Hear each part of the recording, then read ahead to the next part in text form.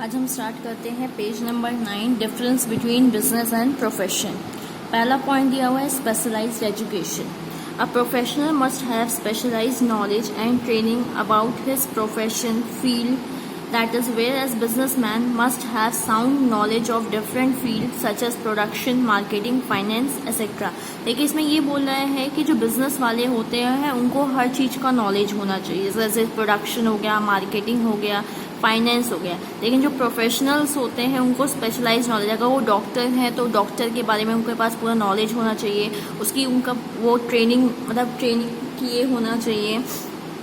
Second point दिया है code of conduct.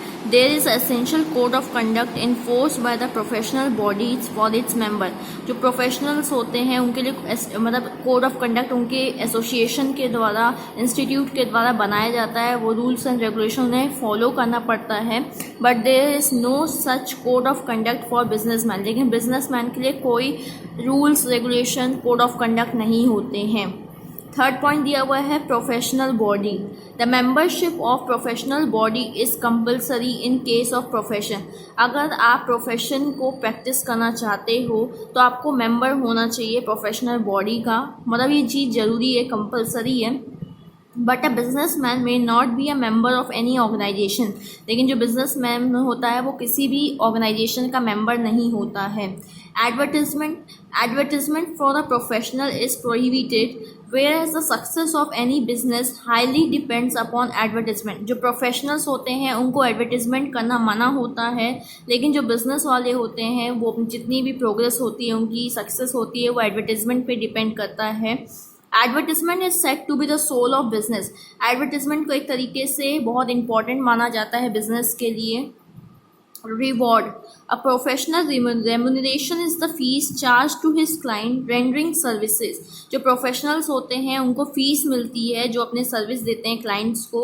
Business reward is profit earned from the business for investing capital and bearing risk। जो businessman होता है उसको अपने जो कैपिटल लगाया रहता है, जो रिस्क बियर करता है, उसके बदले में उसको प्रॉफिट मिलता है।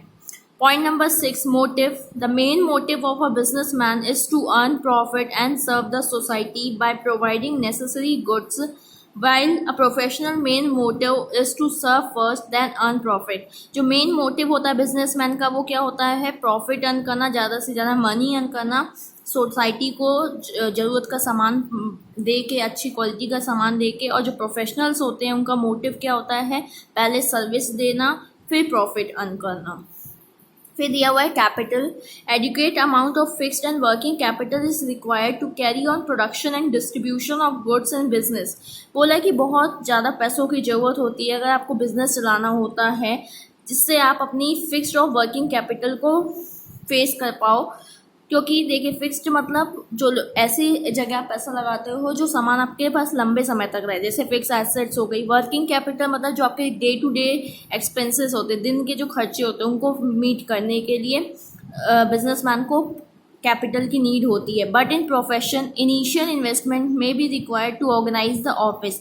और जो प्रोफेशंस होते हैं उनके एक बार बस स्टार्टिंग में ऑफिस बनाने के लिए, ऑफिस में फर्नीचर्स वगैरह रखने के लिए कुछ पैसे लगते हैं, फिर उनको इतनी कैपिटल की नीड नहीं होती है। Point number 8, risk. The intensity of risk is very high in business whereas it is negligible in profession. जो बिजनेस में बहुत ज़्यादा रिस्क होता है और प्रोफेशन में इतना ज़्यादा रिस्क नहीं होता है। Test of efficiency. The efficiency and success of businessman is adjusted by its profitability. मतलब बोला है जो बिजनेस वाले की एफिशिएंसी होती है, कामयाबी होती है, वो उसके प्रॉफिट पर डिपेंड करता है कि वो कितना प्रॉफिट अर्न कर रहा है। But efficiency of professional depends upon the quality of service and the satisfaction of the client. लेकिन जो प्रोफेशनल्स की एफिशिएंसी किस पर डिपेंड करती है कि वो किस टाइप की सर्विस दे रहे हैं, उनका कस्टमर उनसे कितना ज़्यादा सेटिस्फाई है, उस पर डिपेंड करता है। फिर दिया है personal skill. In business personal skill is not significant because a businessman can hire the service of a skilled personal और expert to run his business. देखिए बिजनेस में बोल रहा है कि पर्सनल स्किल्स की इतनी ज़्यादा ज़रूरत नहीं होती। मानिए आप में कुछ कमी है, आप इतने ज़्यादा एक्सपर्ट नहीं हो, आपको सिचुएशन को हैंडल करना नहीं आता, तो आप किसी को और एक्सपर्ट पर्सन को रख लोगे बिजनेस में, but in profession personal skill knowledge ability is very important. लेकिन प्रोफेशन में आपके पास खुद नॉलेज होना चाहिए, खुद स्किल होनी चाहिए, तभी आप प्रोफेशन को प्रैक्टिस कर सकते हो। अब आता है difference between business and employment. Following difference are found in business and employment. पहला पॉइंट दिया है motive. The main objective of a business is to produce and provides goods as per the needs of society and earn profit. देखिए बोला है जो main motive होता है business का वो क्या होता है, एक अच्छी से अच्छी सर्विसेज, अच्छे से अच्छे गुड्स सोसाइटी को प्रोवाइड कराना और ज़्यादा से ज़्यादा मनी अर्न करना, प्रॉफिट अर्न करना। But the object of employ is to follow the instruction of his employer and receive remuneration against the service render. लेकिन एम्प्लॉय को क्या होता है, जो ऑर्डर्स उसका एम्प्लॉयर देता है उसको फॉलो करना होता है और उसके बदले में उसे क्या मिलता है, सैलरी मिलती है, वेजेस मिलती है। जो भी सर्विस, जो भी काम अगर एम्प्लॉयर देता है तो उसको वो काम करना पड़ता है। Risk, a business man is expose to many risk. Business वालों को बहुत सारे रिस्क फेस करने पड़ते हैं। द इंटेंसिटी और degree of risk may be high और less depending upon the nature of the business.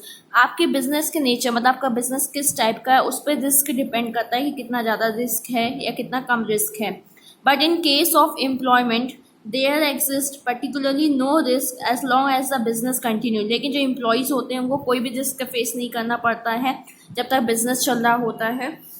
The profit or loss is borne by the businessman while an employee receives his fixed remuneration। जो भी profit होता है या loss होता है businessman को face करना पड़ता है, और जो एम्प्लॉयज़ होते हैं उनको तो कुछ फेस नहीं करना पड़ता, उनका जो मंथली फिक्स रहता है सैलरी वेज वो उनको मिल जाता है।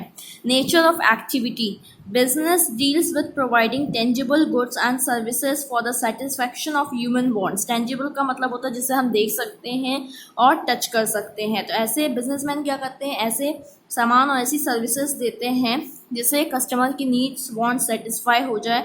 But employment involves performing the work assigned by the employer under the terms of agreement और कॉन्ट्रैक्ट। लेकिन जो एम्प्लॉई होते हैं उनको क्या करना पड़ता है, जो भी काम उनके एम्प्लॉयर देते हैं, जो उनके हेड काम देते हैं, उन्हें वो काम करना पड़ता है जो भी उनके बीच में एग्रीमेंट या कॉन्ट्रैक्ट में मेंशन रहता है। Reward, a businessman receives profit as a reward for the capital invested and risk borne। Businessman को क्या मिलता है, प्रॉफिट मिलता है। क्यों मिलता है, क्योंकि वो पैसा लगाता है और रिस्क फेस करता है।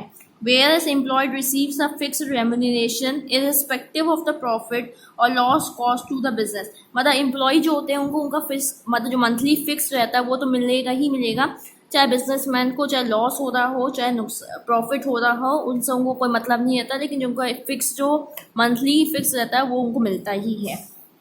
Capital, for commencing a business capital is required whereas for getting employment no capital is required. Business को स्टार्ट करने के लिए कैपिटल की नीड होती है, पैसों की नीड होती है, लेकिन एम्प्लॉयमेंट में कोई पैसों की नीड नहीं होती, क्योंकि एम्प्लॉय क्या करता है, सिर्फ जाके अपना इंटरव्यू देता है और उसको जॉब में रख लिया जाता है और उसको मंथली उसके सैलरी और वेजेस मिलते हैं, इसलिए उसको कोई पैसा नहीं लगाना पड़ता है। चलिए हम नेक्स्ट पेज में आते हैं।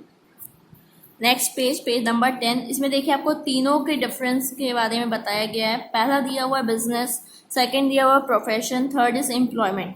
देखिए mode of establishment, a company after incorporation, a firm after registration and other without any legal formalities can start their business। इसमें आपको बताया गया जो कंपनी होती है वो इंकॉर्पोरेशन के बाद स्टार्ट होती है, फर्म्स जो होती हैं वो रजिस्ट्रेशन के बाद स्टार्ट होती हैं, और अदर जो बचती हैं उनके लिए कोई लीगल फॉर्मेलिटीज़ नहीं होती है स्टार्ट करने के लिए। प्रोफेशन में membership of a professional body and certificate of practice is required to practice a profession.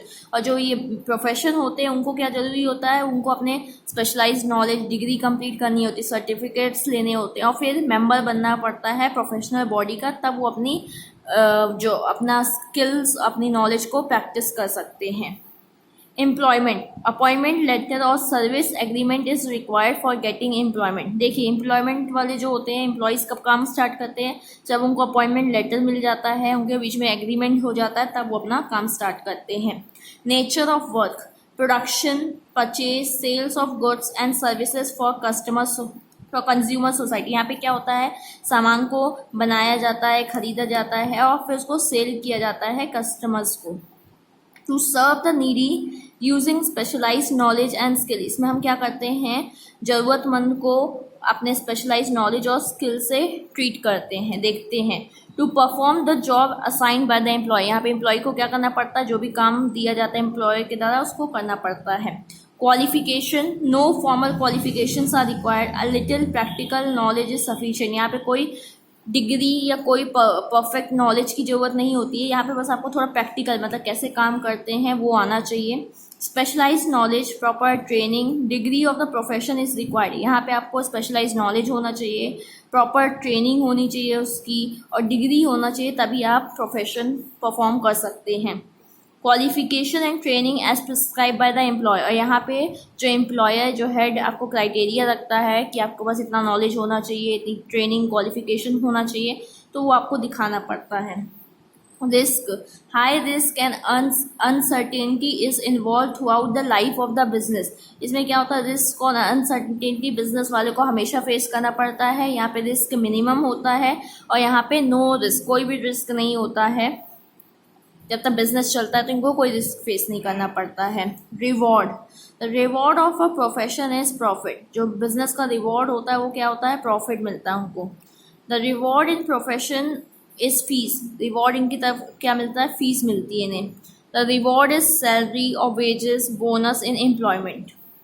Code of conduct, no stabilise code of conduct exist for the business, यहाँ पे कोई रूल्स एंड रेगुलेशंस नहीं होते हैं, yet it should be legal and in the interest of the nation, बस business legal होना चाहिए, lawful होना चाहिए।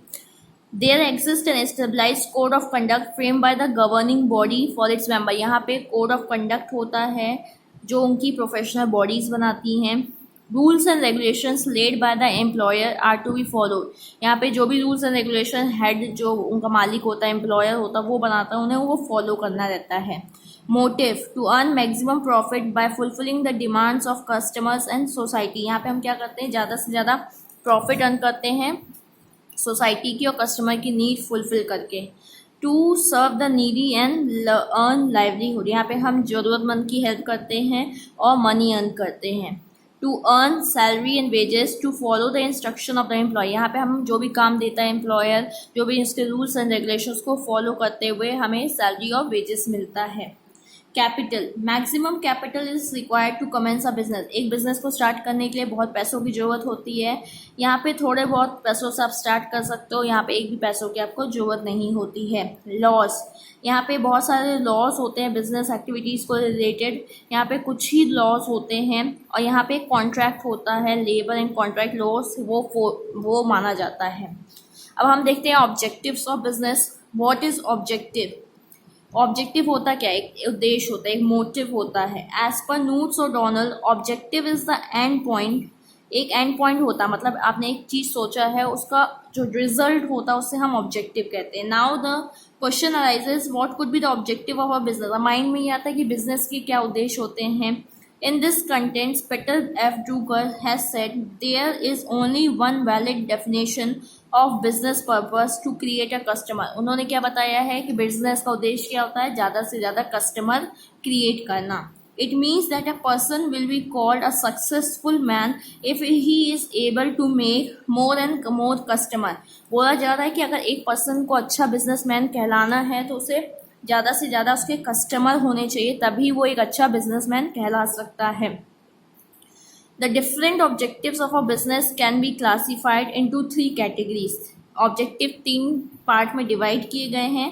पहला होता है इकोनॉमिक ऑब्जेक्टिव, दूसरा होता है सोशल और थर्ड वन होता है मॉरल एंड ह्यूमन ऑब्जेक्टिव। अब हम नेक्स्ट पेज में आते हैं। पहला होता है economic objective. The economic objective of a businessman are discussed ahead. पहला दिया हुआ है प्रॉफिट मोटिव। देखिए कोई भी बिजनेस आप करते हैं तो उसका उद्देश्य क्या होता है कि हम ज़्यादा से ज़्यादा मनी अर्न करें, ज़्यादा से ज़्यादा हमें प्रॉफिट हो। To earn maximum profit, the main motive of any business enterprise, profit is a reward for the interview for bearing risk in business. मतलब प्रॉफिट क्या होता है, एक तरीके से रिवॉर्ड होता है, जो मालिक जिस चीज़ का पैसा लगाता है, रिस्क फेस करता है, उसका एक तरीके से रिवॉर्ड प्रॉफिट मिलता है। Profit also provides funds for for future capital. जो आप प्रॉफिट अर्न करते हो, मनी अर्न करते हो, उसको आप फ्यूचर पे कैपिटल के तौर पे यूज़ कर सकते हो अपने बिजनेस को ग्रो करने के लिए, एक्सपेंड करने के लिए। Profits are invested in the business in the form of capital to earn more profit. जो प्रॉफिट आपको इस साल हुआ, आपने नेक्स्ट ईयर उसे बिजनेस में लगा दिया एज अ कैपिटल, तो फिर से आप और अर्न करोगे प्रॉफिट, फिर आप वो प्रॉफिट को नेक्स्ट ईयर फिर बिजनेस में लगा दोगे, तो इससे क्या होगा, आपका बिजनेस में डेवलपमेंट आएगा, प्रोग्रेस आएगी। Good decision and proper management of firms help a businessman to earn more and more profit and leads to the prosperity of the business। आपका सही डिसीजन, आप कैसे बिजनेस को मैनेज करते हो, ये सब आपको ज़्यादा से ज़्यादा प्रॉफिट अर्न करने में हेल्प करता है और बिजनेस को ग्रो करने में। Creation of customer and market. The survival of any business enterprise depends upon the customer. अगर कस्टमर नहीं होंगे तो हमारा बिजनेस चलना पॉसिबल नहीं है।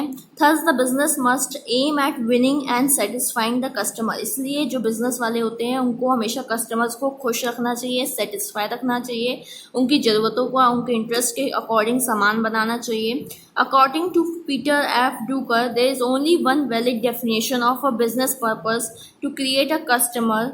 Advertisement and other sales promotion technique helps a businessman to create new customer and bind the old one। देखिए इसमें यही बताया गया है कि जो एडवर्टिजमेंट होता है, सेल्स प्रमोशन होती है, टेक्निक्स होती है कस्टमर को खुश करने के लिए, नए कस्टमर बनाने के लिए। Customer satisfaction should be the main motive of any business enterprise. इसलिए कस्टमर सेटिस्फैक्शन, कस्टमर को खुश रखना ही सबसे बड़ा उद्देश्य होता है बिजनेस का। Innovation in business means developing new product as per the changing taste and fashion of the society. मतलब आप जानते हैं कि कस्टमर की रोज़ डिमांड, रोज़ नीड्स चेंज होती हैं, इसलिए बिजनेस वालों को इनोवेशन मतलब नए नए प्रोडक्ट्स, नई टेक्निक यूज़ करनी पड़ती है। Big business enterprise have established a separate department for the above and purpose, namely research and development department। जो बड़ी बड़ी ऑर्गेनाइजेशन होती हैं, बिजनेस वाले होते हैं, वो अपने में एक डिपार्टमेंट बनाते हैं जिसका नाम होता है रिसर्च एंड डेवलपमेंट।